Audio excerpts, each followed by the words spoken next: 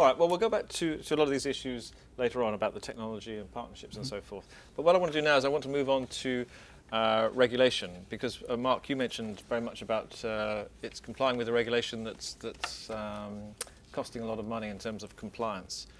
Well, I think the key point about regulation is probably the money it's going to cost to actually address some of the issues that are being raised. And I think it's a question of where does the bank spend its money. I mean, at the end of the day, there's a whole, something's got to, the mandate's got to be made, so everybody has to address the regulator. So they're limited. That therefore means there's less money to spend, and therefore opportunistically they have to be much more critical in terms of where that money goes. Senthil, do you want to talk a little bit about the sort of demands of regulation and compliance in terms of technology upgrades? There are three levels in which the technology upgrades are happening, or in three different waves that are still continuing in the market. Yeah. The first one, which caught the transactional world, is what Karen alluded to, is consistency in multi-market execution. So you are able to be seen as the same brand in different markets. Your product is standardized, your accounting is standardized, your statements are standardized. Every morning the portal shows all the currency balances to the treasurer wherever he is sitting. So that wave is still continuing, I would say.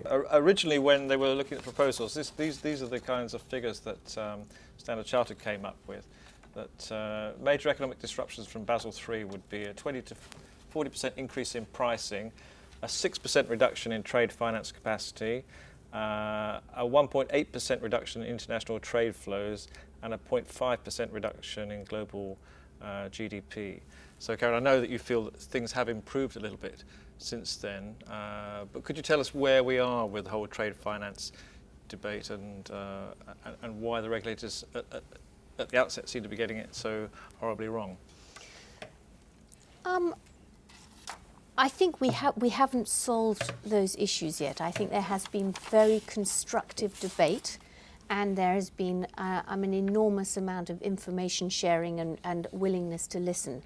Why are the regulators getting it wrong? I think we have to be fair to the regulators. They are trying to sort out and put in place some changes to regulations such that we don't have a financial crisis like we did before. So they're shifting the focus to liquidity, and leverage makes a huge amount of sense, because actually it was a liquidity problem that caused the financial crisis, and that led very quickly onto a capital problem.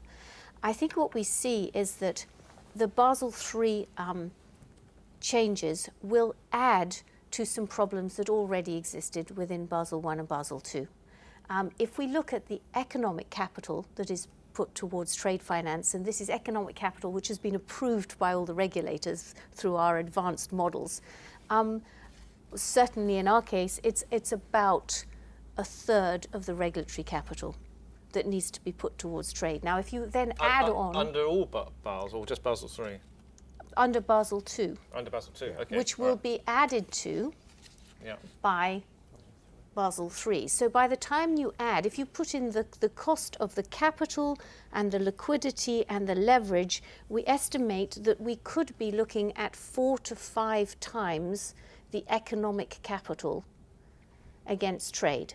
Now that just means that the availability will be far less for clients, hence the reduction in trade capacity, or the pricing will go up, or inevitably a mixture of the two. Okay. And then one thing you didn't mention was also the treatment of trade as an off-balance sheet item.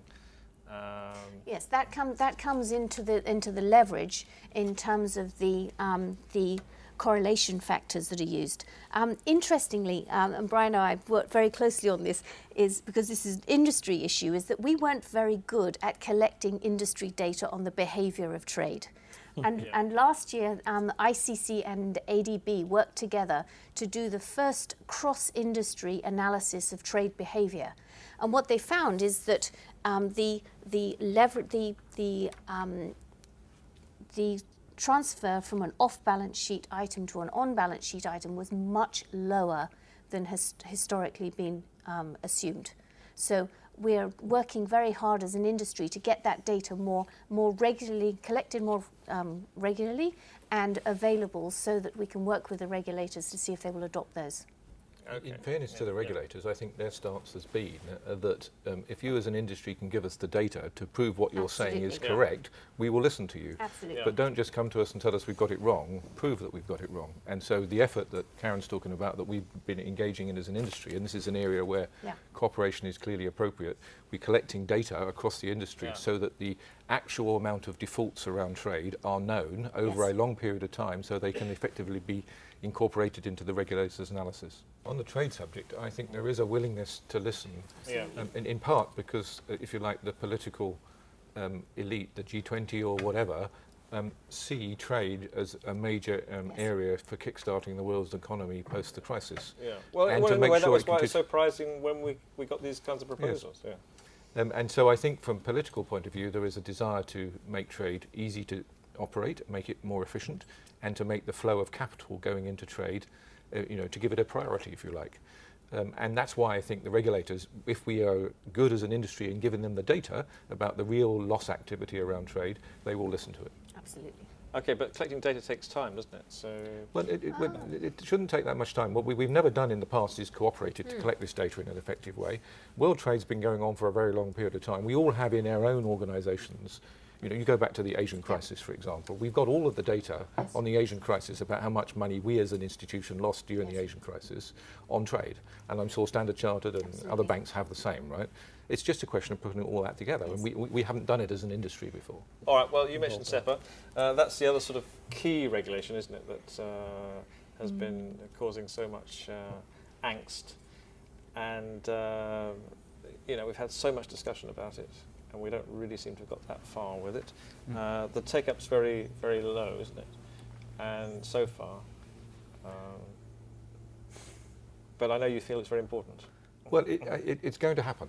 There is a political will, there is a Okay. desire to make European a common market and to have a single standard around the euro. And if you have a single currency, having single settlement is a logical answer to part of the problem.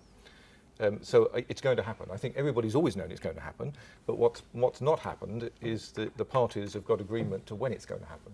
And when you have doubt about when an event is going to happen, you have a lack of investment because there is no real motivation for investment. All right. Didier, let me bring you in on that. Because there has been discussion about, they did start going around a sort of a route of raising technical standards rather than giving us an end date for a long time. Yeah. didn't they? I think that the SEPA subject must be a difficult one for the banks, I believe. And I think that if you look at the corporate side, first of all, a lot of corporates were already organized to decrease the cost with payment factories, in-house bank solutions. So in fact, SEPA, as an addition to that, was just an add-on, but not really decreasing the price. Then the second one is that the difficulty that the bank face, I would say, is that there are different approaches towards the corporates.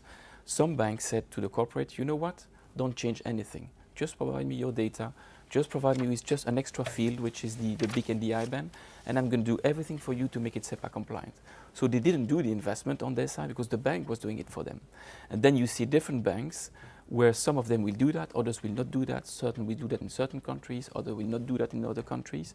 So you have a variety of approaches from the banks, and as long as there was no mandatory end date for the migration, which is starting to be there, I think there was neither an incentive for the bank to change and push for that solution.